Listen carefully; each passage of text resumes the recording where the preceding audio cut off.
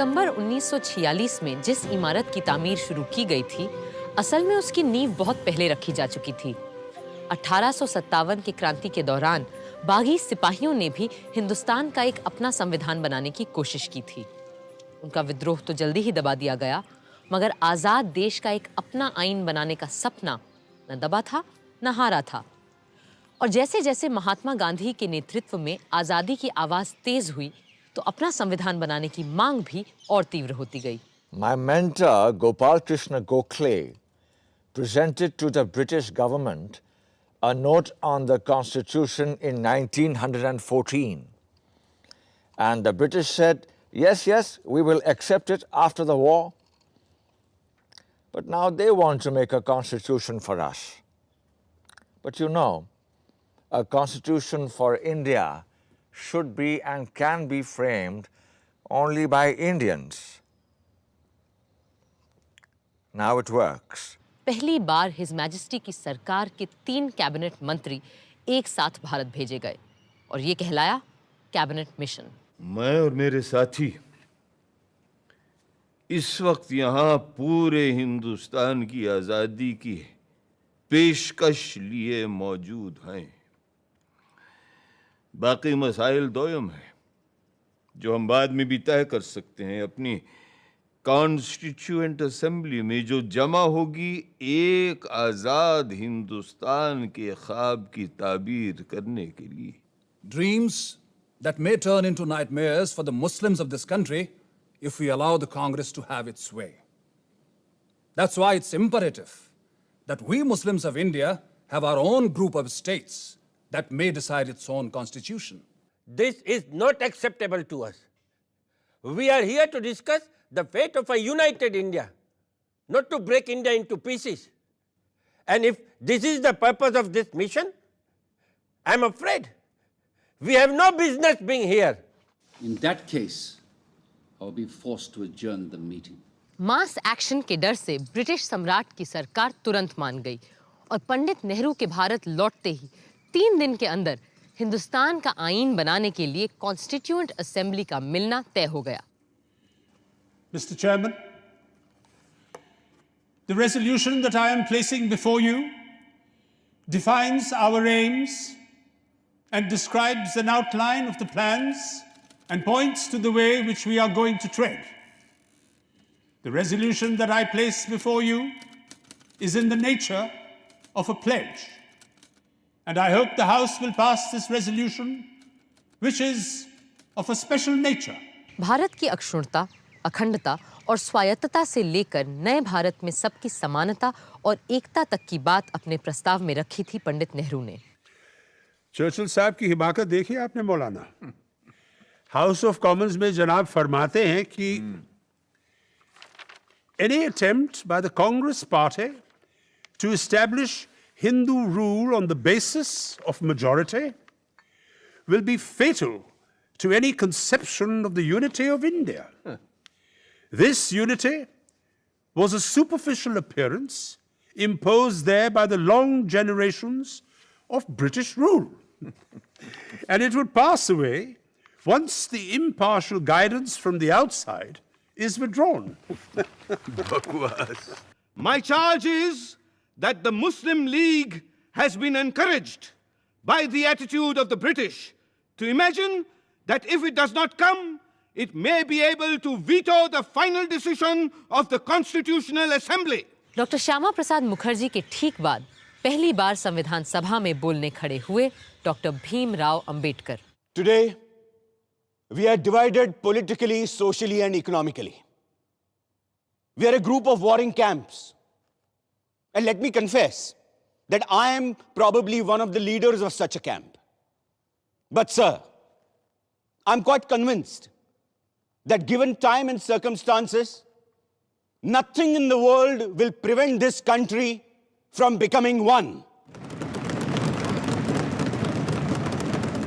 संविधान सभा का अगला यानी 5वां सत्र शुरू होना था एक बहुत ही ऐतिहासिक दिन, 15 अगस्त 1947। जब आज वर्षों के संघर्ष और जद्दोजहद के बाद हम अपने देश के शासन की बागडोर अपने हाथों में लेने जा रहे हैं, हमें उस परम पिता परमात्मा को याद करना चाहिए जो मनुष्यों और देशों के भाग्य को बनाता है। अब पंडित जवाहरलाल नेहरू अपना प्रस्ताव प्रस्तुत करेंगे। चंद मिनटों में यह असेंबली पूरी तौर से आजाद खुद मुख्तार असेंबली हो जाएगी और नुमाइंदगी करेगी एक आजाद खुद मुख्तार मुल्क की। Long years ago, we made a tryst with destiny, and now the time comes when we must redeem our pledge. Not wholly or in full measure, but very substantially. At the stroke of the midnight hour, when the world sleeps, India will awake to life and freedom.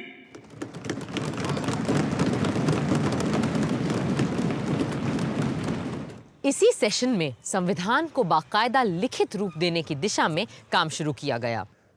तो ये तय पाया गया है कि भारत के हर एक नागरिक को कहीं भी आने जाने, रहने, बसने, जायदाद खरीदने और नौकरी, काम, व्यवसाय करने की पूरी आजादी होगी। Subject to such restraints as the law may impose. Oh yes, of course, that goes without saying. No, Acharya ji. In a constitution, nothing goes without saying. The idea of making a gift of fundamental rights to every individual is no doubt very laudable. The question is how to make them effective. The prevalent view is that once the rights are enacted in law, then they are safeguarded. As experience proves, rights are protected not by law, but by the social and moral conscience of the society. Social conscience is the only safeguard of all rights, fundamental or non-fundamental. Sir, from my experience as a parliamentarian and a man of the world, I think it would be wise to provide for a woman's constituency.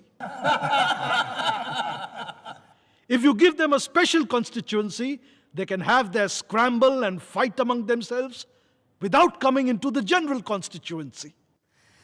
Sir, the last speaker, Shri Rohini Kumar Chaudhary, the erstwhile champion and defender of women, who is against removing their social disabilities, spoke about special electorates for women. And in spite of the chivalry of the previous speaker, Indian women will not tolerate any such reservation in the Constitution. बुनियादी हकों के अलावा एक अनोखी चीज शामिल हुई हमारे संविधान में, राजनीति के निदेशक तत्व, the directive principles of state policy. Directive principles are like instruments of instructions. The inclusion of such instructions in such a constitution becomes justifiable for another reason. The draft constitution is not a contrivance to install any particular party in power, as has been done in some countries. Who should be in power is left to be determined by the people. But the group that captures power will have to respect the directive principles. They cannot ignore them. Their breach may not be answerable in a court of law, but will certainly be answerable to the electorate at election time. अगर समाज में कुछ भी असंगत होता है, तो अक्सर इसकी पहली आंच आती है माइनॉरिटीज पर। शायद इसलिए हमारा संविधान बनाने वाले माइनॉरिटीज और बैकवर्ड्स के अधिकारों को लेकर बहुत सजग थे। इस कमेटी का सबसे पहला और अहम काम यह होना चाहिए कि वो कोई ऐसे रास्ते सुझाएं जिससे समाज में माइनॉरिटीज को अलग थलग करने के जो रिवाज हैं उन्हें खत्म कर दिए जाएं। इनमें माइनॉरिटी ग्रुप्स हैं, अंडर प्रिविलेज्ड हैं, दमित लोग हैं और औरतें भी हैं। मेरे हिसाब से औरतें इस समाज की सबसे बड़ी माइनॉरिटी इकाई हैं। कितने दिनों तक हम ये रक्षा कवच प्रदान करेंगे, ये भी हमें तय करना होगा, और ये कि कब इसे समाप्त कर दिया जाए। We will abolish them when we do not need them. नहीं, हमें अपने लिए एक समय सीमा तय करनी पड़ेगी कि इतने दिनों में हम अपने समाज से पिछड़े और अगड़े वर्गों का भेद मिटा देंगे, जिसने सदियों से हमें बांध कर रखा हुआ है।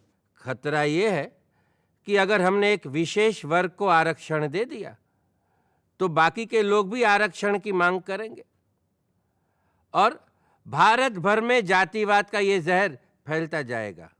जहर तो हमने पिया है सदियों से, और फिर भी हम जिंदा हैं। रीढ़ की हड्डी तोड़ डाली आप लोगों ने हमारी, फिर भी हम लोग खड़े हैं। अरे एक बार हमें अपने बराबर आने का मौका तो दीजिए पटेल जी, फिर देखिए कैसे हम आगे निकल जाते हैं। और यह काम बिना आरक्षण के नहीं होगा। अगर फिर भी मेरी बातें आपको जहरीली लग रही हैं तो मैंने अपना इस्तीफा तैयार रखा है, आप खुद लेते जाइएगा। मैं बड़ा जिद्दी आदमी हूं अंबेडकर जी, लेकिन मूर्ख नहीं हूं, किसान हूं। देखकर ही बता सकता हूं कि कौन सा बीज कल मुझे अच्छी फसल देगा।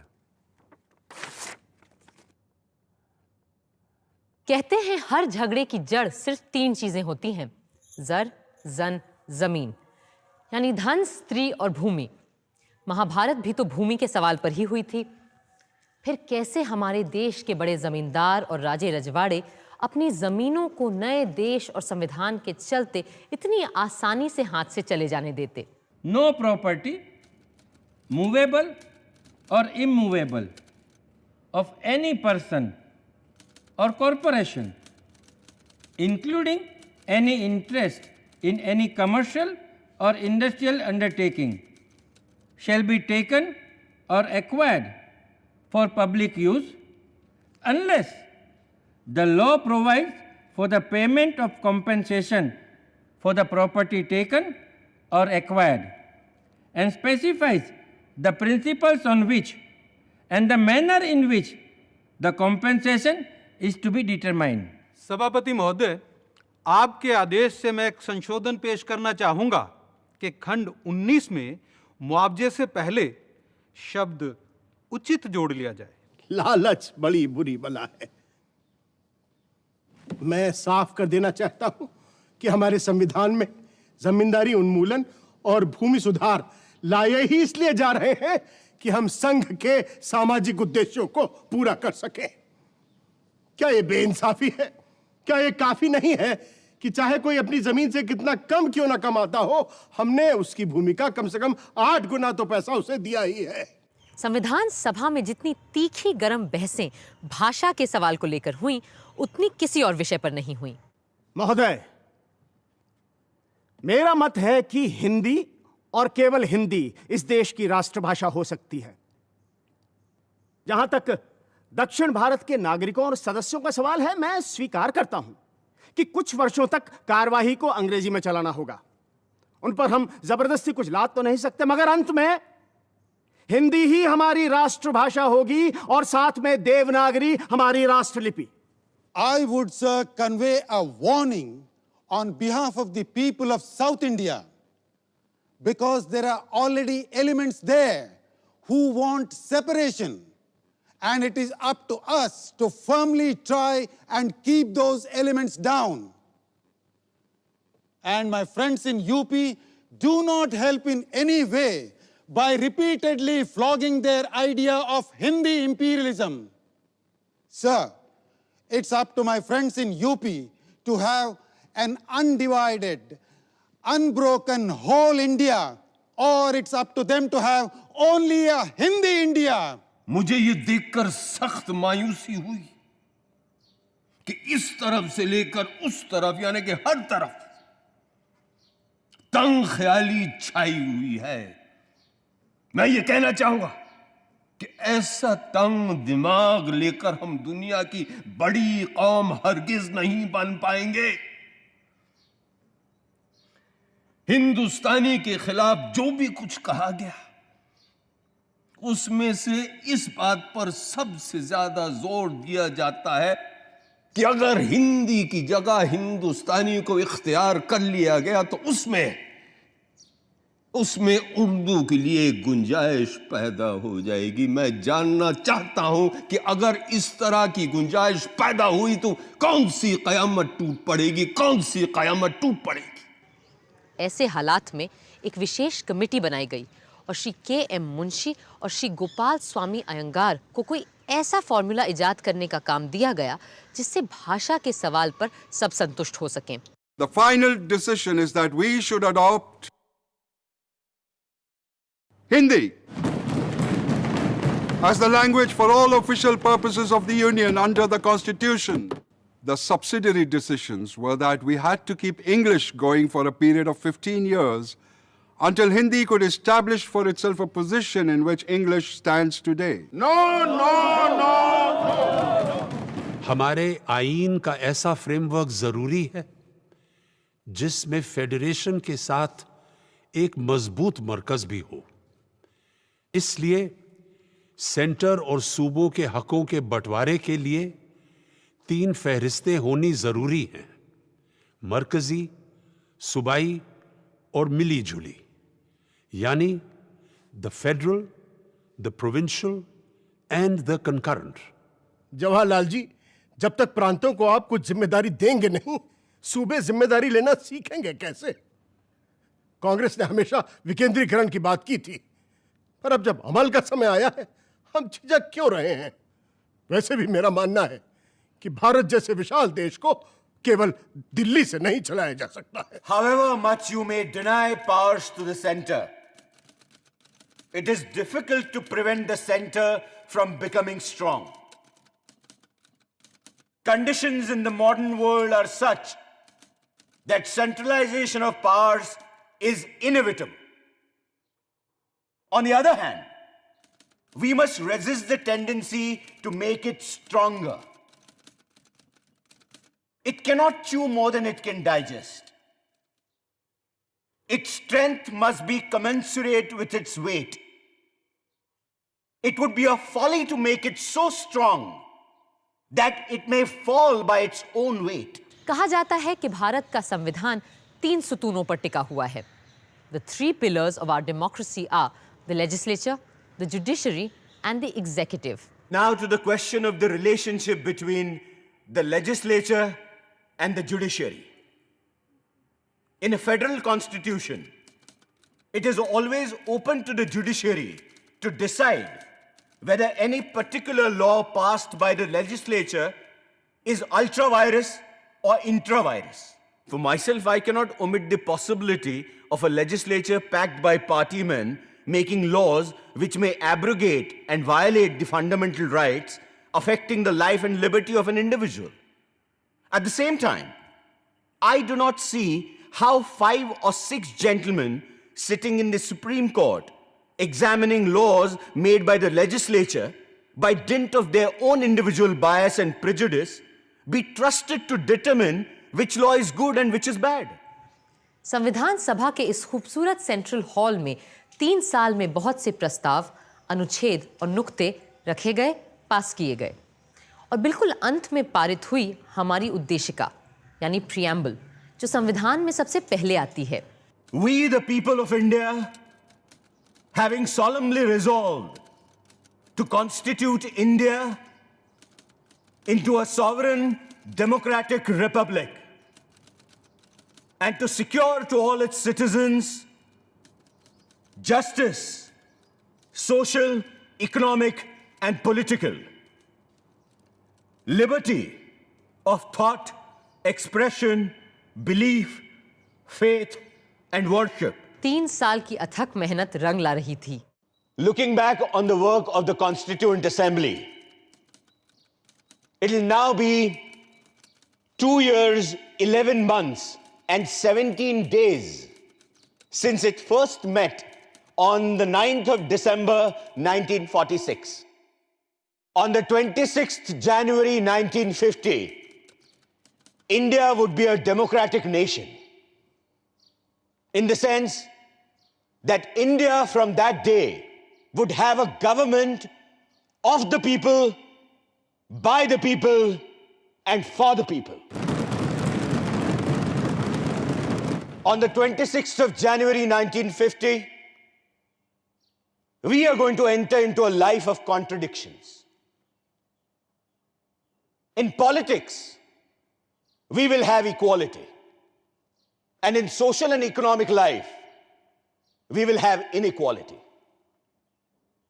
In politics, we will be recognizing the principle of one man, one vote, and one vote, one value. In our social and economic life, we shall, by reason of our social and economic structure, continue to deny the principle of one man, one value. How long shall we continue to live this life of contradictions? How long shall we continue to deny equality in our social and economic life? If we continue to deny it for long, we will do so only by putting our political democracy in peril. We must remove this contradiction at the earliest moment, or else those who suffer from inequality will blow up the structure of this political democracy so laboriously built up by this assembly.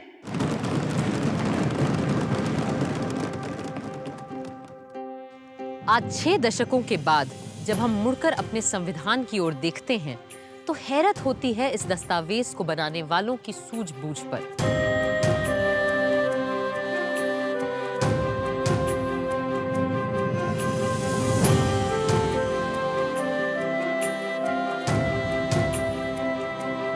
जैसा कि विद्वान Granville Austin ने लिखा है, equipped with the basic qualifications, attitudes and experience for creating and working a democratic constitution, Indians did not default their tryst with destiny.